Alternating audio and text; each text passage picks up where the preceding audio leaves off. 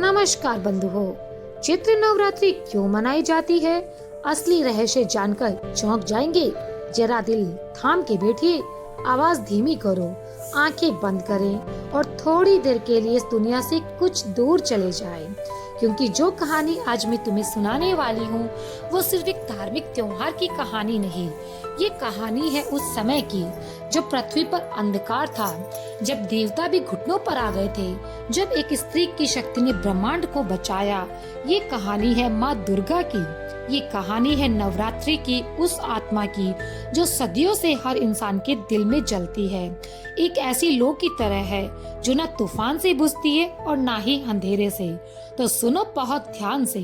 नमस्कार दोस्तों, एक बार फिर से आपका स्वागत है आपके अपने चैनल में। आज की कथा अत्यंत ज्ञानवर्धक और प्रेरणादायक है, इसलिए कथा को शुरू करने से पहले आपसे एक विनम्र निवेदन है। शास्त्र कहते हैं कि कथा को बीच में अधूरा नहीं छोड़ा जाता, क्योंकि वे पाप का कारण बन जाती है। इसलिए इसे अंत तक अवश्य सुनिए। और अगर आप पहली बार हमारे वीडियो पर आए हैं, हमारे चैनल पर आए हैं, तो आप इसे सब्सक्राइब करें। तो आइए बिना किसी विलंब के प्रारंभ करते हैं आज की ये प्रेरणादायक कथा। कई हजारों साल पहले की बात है। महिषासुर एक शक्तिशाली दानव था। उसके पिता रंभासुर थे, जो खुद एक पराक्रमी असुर थे। लेकिन महिषासुर में जो था वह सिर्फ शक्ति नहीं था, उसमें था एक अहंकार, एक अजीब सी जिद, एक ऐसी भूख जो कभी समाप्त नहीं होती। उसने सोचा, अगर मुझे सबसे ताकतवर ही बनना है तो मुझे ब्रह्मा जी से वरदान तो लेना ही पड़ेगा। वो हिमालय की सबसे ऊंची चोटी पर चला गया। वहाँ उसने कठोर तपस्या शुरू कर दी। दिन बीत गए, महीने बीत गए, साल बीते। महिषासुर ने ना कुछ खाया ना कुछ पिया। वह सिर्फ एक पैर पे खड़ा रहा, आंखें बंद, माथे पर सूरज की आग, पैरों के नीचे बर्फ के जैसी चट्टान। देवता उसकी तपस्या देखकर घबरा गए। उन्होंने ब्रह्मा जी से कहा, हे प्रभु, इस दानव की तपस्या को रोको, इसे वरदान मत देना। लेकिन ब्रह्मा जी बोले, जो सच्चे मन से तपस्या करते हैं उसे वरदान तो मिलता ही है, यही सृष्टि का नियम है। और एक दिन ब्रह्मा जी प्रकट भी हो गए। महिषासुर ने आंखें खोली। उनके सामने चतुर्मुखी स्वयं ब्रह्मा जी खड़े थे, जिनके चेहरे पे वात्सल्य था। ब्रह्मा जी बोले, वत्स, तुम्हारी तपस्या से मैं अधिक प्रसन्न हूँ, मांगो क्या चाहिए। तब महिषासुर के होठों पर एक मुस्कान आई, और वो मुस्कान जो जीत की नहीं थी, केवल घमंड की थी। उसने कहा, हे ब्रह्मा, मुझे ऐसा वरदान दो कि मेरी मृत्यु किसी पुरुषों के हाथ ना हो। ना देवता मुझे मार सके, ना मनुष्य, ना यक्ष, ना गंधर्व। मैं अमर हो जाऊं। ब्रह्मा जी ने एक पल रुक कर उसे देखा। उनकी आंखों में गहराई छुपी थी, जैसे वे जानते थे कि ये वरदान एक दिन दानव के लिए ही कारण बनेगा। उन्होंने तथास्तु कहा और वरदान दे दिया। लेकिन महिषासुर ने एक बात नहीं मांगी। उसने किसी स्त्री से रक्षा नहीं मांगी। उसे लगा, स्त्री कर ही क्या लेगी, स्त्री से कैसा खतरा, वो तो अबला होती है, वो तो घर में बैठती है, वो तो शक्तिहीन है। यही उसकी सबसे बड़ी गलती थी, यही उसका अहंकार था, यही अहंकार उसके विनाश का कारण भी बना। वरदान मिलते ही महिषासुर जैसे एक अलग ही इंसान बन चुका था। उसके अंदर एक आंख जल उठी, एक अजीब नशा, एक ऐसा भ्रम कि अब वो सब कुछ पा सकता है। उसने अपनी सेना तैयार करी, लाखों असुर योद्धा, महाकाय, भयानक क्रूर। उसने हर दिशा में अपनी सेना भेजी। उसने पहले पृथ्वी लोक पर कब्जा किया, फिर पाताल लोक पर, फिर उसकी नजर स्वर्ग पर पड़ी। इंद्र देव जो स्वर्ग के राजा थे, उनके पास अमरावती थी। देवताओं का वह नगर जहाँ हमेशा वसंत रहता था, वह हमेशा फूल खिलते थे, जहाँ हमेशा संगीत गूंजता था। महिषासुर ने स्वर्ग के द्वार पर दस्तक दी। इंद्र ने अपनी सेना को रोकने के लिए भेजा। देवताओं ने भी पूरी ताकत लगा दी। इंद्र ने खुद अपना वज्र उठाया, लेकिन महिषासुर को तो वरदान प्राप्त था। उसके वरदान की ताकत के आगे देवता कुछ भी नहीं कर पाए। वरुण देव का पाश कट गया, इंद्र का वज्र टूट गया, अग्नि देव बुझ गए, यमदेव पीछे हट गए। फिर वो पल आया जो देवताओं के लिए सबसे दर्दनाक था। महिषासुर अमरावती के सिंहासन पर बैठ गया। इंद्रदेव को अपना सिंहासन छोड़ना पड़ा। देवता स्वर्ग से निकाले गए। वो जो कभी अमरावती में रहते थे, वह पृथ्वी पर मनुष्य की भांति भटकने लगे। ये अपमान था देवताओं का। ये सिर्फ शक्ति की हार नहीं थी, ये धर्म की भी हार थी, ये न्याय की भी हार थी। और जब धर्म हारता है, न्याय रोता है, तो एक आवाज आती है, माँ की आवाज। देवता भटक रहे थे। इंद्र, वरुण, यम, ब्रह्मा, विष्णु, महेश सब एक साथ थे, लेकिन सब असहाय थे। इंद्र के चेहरे पर आंसू थे। वो आंसू राजाओं के नहीं थे, वो एक आंसू बेटे के थे जो घर से निकाल दिया गया हो। सभी देवता हिमालय की ओर चल पड़े। त्रिदेव के पास पहुँचे। ब्रह्मा, विष्णु और महेश एक साथ बैठे थे। इंद्र ने कहा, हे प्रभु, महिषासुर ने हमसे सब कुछ छीन लिया। स्वर्ग हमारा नहीं रहा, पृथ्वी पर अत्याचार बढ़ने लगा, यज्ञ भी बंद हो गए, देवताओं का भोग नहीं मिल रहा, धर्म का नाश हो रहा है। अब हम सब क्या करें? ब्रह्मा जी बोले, महिषासुर को किसी पुरुषों के हाथों मृत्यु नहीं मिल सकती, ये उसका वरदान है। लेकिन उसने एक भूल की है, उसने किसी स्त्री से अपनी रक्षा नहीं मांगी। विष्णु जी मुस्कुराए, एक ऐसी मुस्कान जिसमें रहस्य छुपा हुआ था, एक ऐसी मुस्कान जिसमें उत्तर था। वो बोले, तो फिर एक स्त्री ही महिषासुर का अंत करेगी, लेकिन वह कोई साधारण स्त्री नहीं होगी, वह होगी महाशक्ति, वो होगी आदि शक्ति, वो होगी जगदम्बा। और फिर जो हुआ वो ब्रह्मांड की सबसे अविश्वसनीय घटना थी। सभी देवताओं के शरीर से एक तेज निकला, एक दिव्य प्रकाश। ब्रह्मा जी का तेज, विष्णु जी का तेज, महादेव का तेज, इंद्र का तेज, अग्नि का तेज, वरुण का तेज, यम का तेज, सूर्य का तेज, सभी का तेज सारे एक जगह पर इकट्ठे हो गए। एक महापुंज बना, एक ऐसा प्रकाश पुंज जो आंखों को भी चौंधिया दे, अंधकार को चीर दे। उस प्रकाश में से एक नारी का रूप प्रकट हुआ, माँ दुर्गा। 18 भुजाओं वाली, 3 नेत्रों वाली, सिंह पर सवारी करने वाली, चेहरे पर एक अजीब सी शांति जो किसी युद्ध से पहले की शांति थी। एक ऐसी शांति जो कहती है अब अन्याय का अंत होने वाला है। हर देवता ने उन्हें अपना सबसे शक्तिशाली अस्त्र प्रदान किए।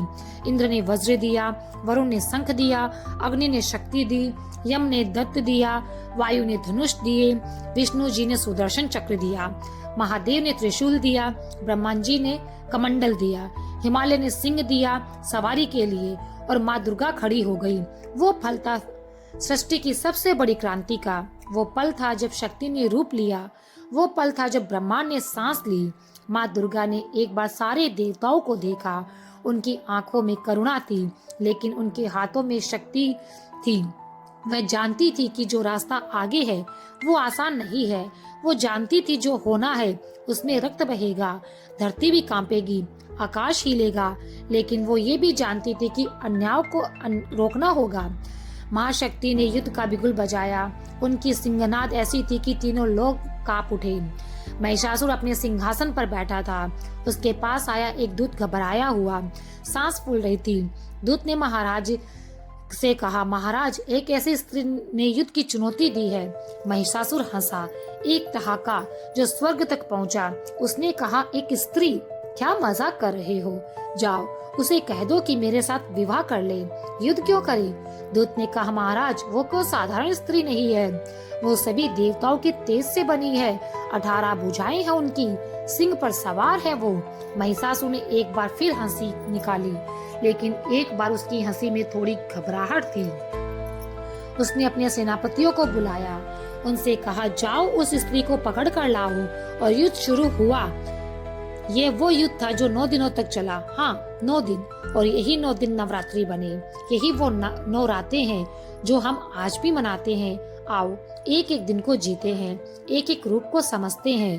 पहले दिन माँ दुर्गा ने शैल पुत्री का रूप धारण किया। शैल यानी पर्वत के समान, पुत्री यानी बेटी। वो पर्वतराज हिमालय की पुत्री है। सफेद वस्त्र, हाथ में त्रिशूल, माथे पर चंद्रमा, नंदी बाल पर सवार। शैलपुत्री शक्ति की नींव है। जिस तरह पर्वत स्थिर रहता है, तूफानों में नहीं हिलता, उसी तरह माँ शैलपुत्री हमें स्थिरता देती है। पहले दिन महिषासुर की सेना का पहला दस्ता आया। हजारों असुर भयानक विशाल माँ ने त्रिशूल उठाया और एक ही वार में सबको मार गिराया। महिषासुर के सेनापति ने देखा और उसके पैरों तले से जमीन खिसक गई। दूसरे दिन माँ ब्रह्मचारिणी का रूप लिया। सफेद वस्त्र, हाथ में जपमाला, हाथ में कमंडल। ब्रह्मचारिणी यानी जो ज्ञान और तपस्या में लीन है। ये रूप हमें बताता है कि सिर्फ शक्ति काफी नहीं है, उसके साथ में ज्ञान भी होना चाहिए, धैर्य भी होना चाहिए। दूसरे दिन महिषासुर ने अपने सबसे चालाक असुर को भेजा। जो माया जाल बुनता था, लेकिन माँ ब्रह्मचारिणी के ज्ञान के सामने माया टिक नहीं सकती। वो असुर पराजित हुआ। तीसरे दिन माँ का रूप था, वह था चंद्र घंटा, माथे पर अर्धचंद्र जो घंटे के आकार था, 10 भुजाएं, हर हाथ में अस्त्र शस्त्र। चंद्र घंटा यानी जो शांति और वीरता का संगम हो। उनके घंटे की आवाज से असुरों के कान फट जाते हैं। तीसरे दिन एक विशाल असुर आया जो कान फोड़ू शोर से लड़ता था। माँ ने अपने घंटे की आवाज से उसे ध्वस्त कर दिया। चौथे दिन माँ का रूप था कुष्मांडा। कुष्मांडा यानी जो ब्रह्मांड को पैदा करे। जो सृष्टि में अंधकार था, जब कहीं कोई प्रकाश नहीं था, तो माँ कुष्मांडा ने अपनी हंसी से सूर्य को जन्म दिया। वो सूर्य मंडल में रहती है, उनके शरीर से प्रकाश निकलता है। चौथे दिन महिषासुर ने एक ऐसा असुर भेजा जो अंधकार फैलाता था। जहाँ वो जाता सब काला हो जाता। माँ कुष्मांडा के प्रकाश के सामने वो अंधकार पल भर भी ना टिक सका। वो पराजित हुआ। पांचवें दिन माँ का जो रूप है वह है स्कंद माता। स्कंद यानी कार्तिकेय देवताओं के सेनापति। माँ स्कंद माता वो माँ है जिनकी गोद में कार्तिकेय बैठे हैं। ये स्वरूप हमें माँ की ममता दिखाता है, लेकिन जब जरूरत पड़ती है तो वही ममतामयी माँ सबसे खतरनाक योद्धा बन जाती है। माँ की ममता और माँ का क्रोध दोनों ही असीम है। पांचवें दिन एक असुर आया जो माँ को कमजोर दिखाने की कोशिश कर रहा था, लेकिन माँ स्कंद माता ने उसे ऐसा सबक सिखाया जो उसने अपने सपने में भी नहीं सोचा था। छठे दिन माँ का रूप था कात्यायनी। महर्षि कात्यायन की बेटी के रूप में माँ ने ये रूप लिया। कात्यायनी वो रूप है जो सीधे महिषासुर से लड़ने के लिए तैयार हुआ। 3 नेत्र, 4 भुजाएं, एक हाथ में तलवार, एक हाथ में कमल, सिंह की सवारी। ये वह रूप है जो क्रोध और शौर्य का प्रतीक है। छठे दिन महिषासुर ने खुद अपनी सेना का नेतृत्व किया। युद्ध भयानक था। पृथ्वी कांपी, आकाश हिला, नदियां उल्टी बहने लगी, लेकिन माँ कात्यायनी के आगे महिषासुर की सेना टिक ना पाई। 7वें दिन माँ ने सबसे भयानक रूप लिया।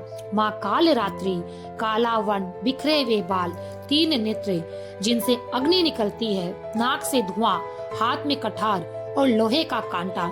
ये वो रूप है जो काल को भी भय देता है। महिषासुर ने इस रूप को देखा और पहली बार उसके दिल में डर बैठ गया, लेकिन घमंड इतनी जल्दी नहीं जाता। उसने कहा, मैं भी डरा दूंगा, लेकिन माँ कालरात्रि के आगे उसका डर भी हार गया। 8वें दिन माँ ने महागौरी का रूप लिया। गोरा वन, सफेद वस्त्र, सफेद बेल की सवारी।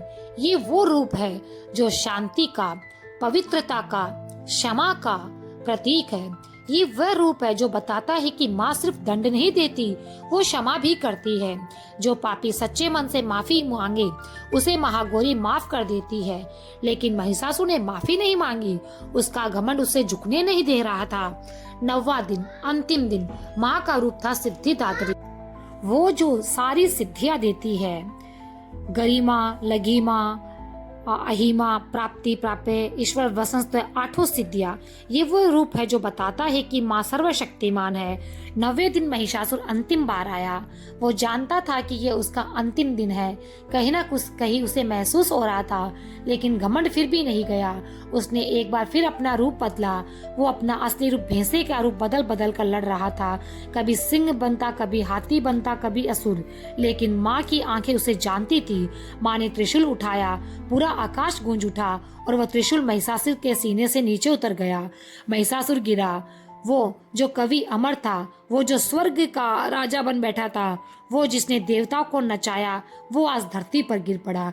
उसकी आंखों में अंत में एक भाव था, पछतावा। शायद उसे समझ आ गया था, जो शक्ति दिखाई देती है वो शक्ति नहीं होती। असली शक्ति वो होती है जो न्याय के साथ हो। माँ ने उसे देखा। उनकी आंखों में क्रोध नहीं था, उनकी आंखों में गहरी शांति थी। महिषासुर का अंत हो गया, अन्याय का अंत हो गया। जब महिषासुर गिरा तो तीनों लोकों में एक खामोशी छा गई, जो जीत की खामोशी होती है। फिर एक आवाज उठी, देवताओं की आवाज, जय माँ दुर्गा। स्वर्ग के द्वार खुले, इंद्रदेव वापस अमरावती गए। देवता अपने अपने स्थान पर लौटे। यज्ञ फिर प्रारंभ हुए। धरती पर धर्म वापस आ गया। फूल बरसे, दीप जले, संगीत गूंजा और यही जश्न, यही खुशी, यही विजय आज आप और हम सब मिलकर मनाते हैं। नवरात्रि 9 रातों का ये त्योहार उन्हीं 9 दिनों की याद है जब माँ दुर्गा ने महिषासुर से लड़कर ब्रह्मांड को नचाया था। लेकिन यहीं पर एक सवाल उठता है, नवरात्रि तो साल में 2 बार आती है, तो चैत्र नवरात्रि खास क्यों? ये सवाल बहुत ही गहरा है और इसका जवाब उससे भी गहरा है। चैत्र यानी हिंदू कैलेंडर का पहला महीना। जब चैत्र शुक्ल प्रतिपदा प्रारंभ होता है तो हिंदू नववर्ष प्रारंभ होता है। सोचो एक पल के लिए, जब साल की शुरुआत होती है तो हम क्या करते हैं? हम माँ को याद करते हैं, माँ से आशीर्वाद लेते हैं, क्योंकि हर शुरुआत में माँ होनी चाहिए, हर नई यात्रा में माँ का हाथ होना चाहिए। यह एक गहरा सत्य है जो हमारे पूर्वजों ने समझा। लेकिन चैत्र नवरात्रि एक और रहस्य भी है, एक ऐसा रहस्य जो बहुत ही कम लोग जानते हैं। वो रहस्य है भगवान राम का। हाँ, भगवान राम। रामायण में लिखा है कि जब रावण ने माता सीता का अपहरण किया तो भगवान राम ने रावण से युद्ध करने से पहले एक काम किया। उन्होंने माँ दुर्गा की पूजा की। चैत्र नवरात्रि में 9 दिन तक ऋषि अगस्त्य के ने भगवान राम को आदित्य हृदय का पाठ करने से पहले ये बताया था कि पहले माँ दुर्गा का आशीर्वाद लो, तब जाकर रावण पर विजय मिलेगी। भगवान राम ने चैत्र नवरात्रि के 9 दिन माँ दुर्गा की पूजा की, इसीलिए राम नवमी नवरात्रि के बाद आती है। यह एक आध्यात्मिक सत्य है। माँ की पूजा के बाद ही विजय मिलती है। माँ का आशीर्वाद लिए बिना कोई भी युद्ध नहीं जीता जा सकता है। ये सिर्फ एक धार्मिक बात नहीं है, ये जीवन का सत्य है। जब भी हम किसी काम की शुरुआत करते हैं तो हम सबसे पहले किसे याद करते हैं? माँ को। यही चैत्र नवरात्रि का सबसे गहरा संदेश है। ये कहानी खत्म नहीं हुई, लेकिन माँ की कहानी कभी खत्म हो ही नहीं सकती। जब भी जिंदगी में अंधेरा हो तो एक बार सच्चे मन से माँ को याद करना। जब भी जिंदगी में कोई महिषासुर आ जाए तो माँ की शरण में जाना। जब भी जिंदगी में वसंत आए तो माँ का शुक्रिया अदा करना मत भूलना, क्योंकि माँ सदा थी, माँ सदा है और माँ सदा रहेगी। आप सभी को नवरात्रि की हार्दिक शुभकामनाएं। ये नवरात्रि आपके जीवन को हर्षोल्लास से भर दे, आप पे नई ऊर्जा का संचार हो, ऐसी माँ जगदम्बा से मैं कामना करती हूँ। आशा करती हूँ कि आपको ये वीडियो पसंद आई होगी। यदि ऐसा है तो हमारे चैनल को सब्सक्राइब करें, अपने मित्रों के साथ शेयर करें और फिर मिलते हैं नवरात्रि के 9 दिनों में माँ की महिमा का गुणगान करते हुए। तब तक के लिए जय माता दी, जय माता दी।